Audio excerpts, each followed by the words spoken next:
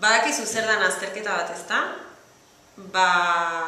Azterketa hau da, ahozkoa, 3. mailakoa edo deitzen zaio, eta da jakiteko, euskara ikasten nahi dan pertsona horrek, ea,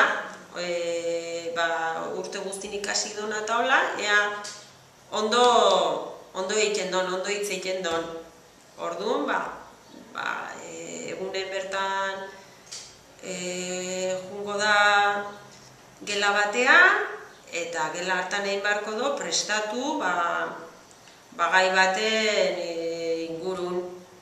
Gai bat horri buruz hitz egiteko. Eta gero, handaren bi pertsonek esango diote, galderak ingo dizkiote eta hola, eta berak hitz egin beharko do beraien aurren, eta gero bukaeran esango die, ondo hitz egin don, edo ez, eta azterketa gainditu don, edo ez.